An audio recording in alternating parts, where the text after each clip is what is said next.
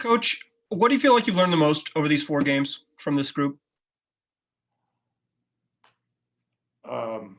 I don't know. I don't know that we've necessarily learned anything. I think we got a lot of talented guys. We're a deep team. We compete, but I don't think it's anything we didn't know. What clip did you show to the guys after this one? I know you typically show them a clip in the locker room.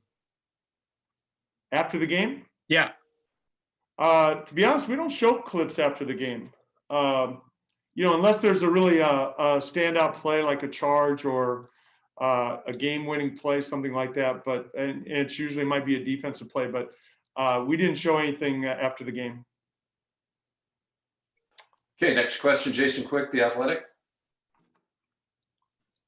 I forgot Coach, just from go maskless now. Oh, okay.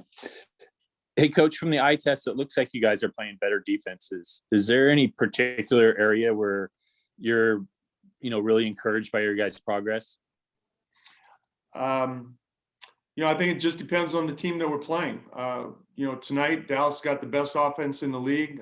They create a lot of problems. So, we have a game plan for that against a team like Philadelphia with more of a post-up game. We have a game plan for that. So I think on a night-to-night basis, I think we're executing game plans pretty well. I think we always give pretty good effort, but up until tonight, we limited threes to a certain degree, but Dallas gets them up. But I think it's different things on different nights. And if I can ask one more, what do you believe should go into choosing a most valuable player for the league? That's a good question. I think it depends. I think winning certainly is a consideration. Obviously, statistics come into it.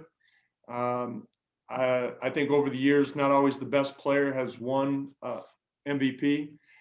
You take into account how important that player is to that team. If you take that player off the team, how does that affect things? I think there are a variety of things. So I don't know if there's one good answer. I think everybody has their own perspective on that.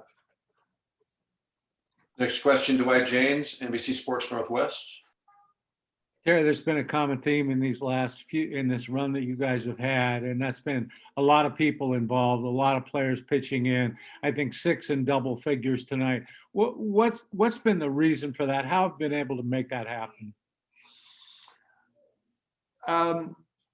Well, first of all, I agree with you as far as these being team wins. I mentioned that to the team afterwards, is that everybody is contributing and doing what they do well, whether scoring, defending.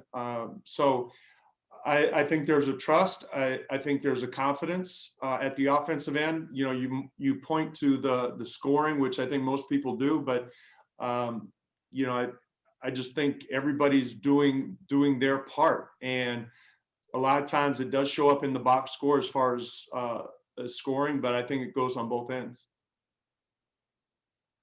Aaron Fentress, The Oregonian. Coach, could you speak to the heads-up play Carmelo made there in the last few seconds, running off some clock, then they threw some guys at him, he escaped, found Jones for that dunk?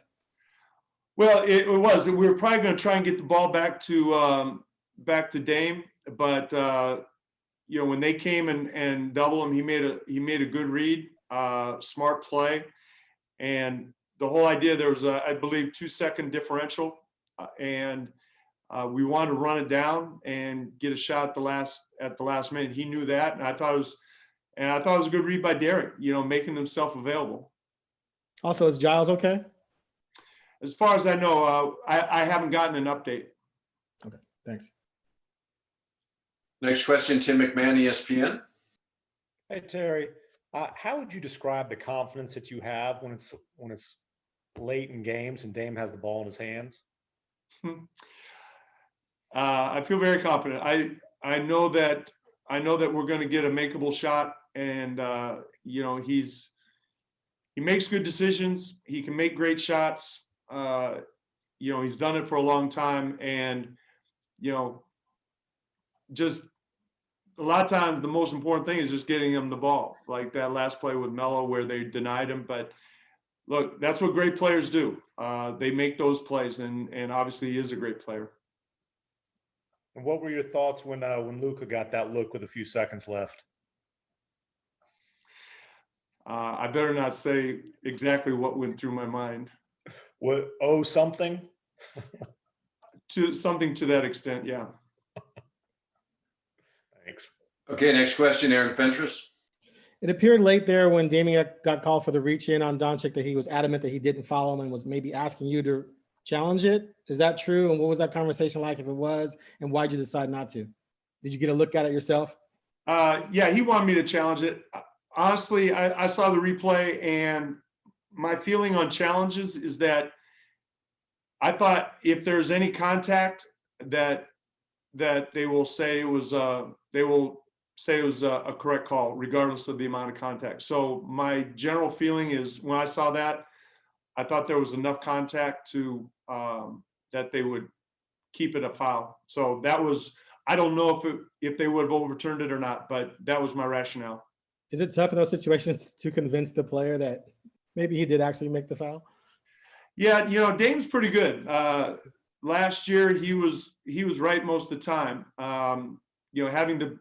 If I didn't see the video, I might have. But the other thing is when you challenge those under 2 minutes and if you lose it, you lose a timeout, and you only have 2 to begin with. You got to be really sure that you're correct.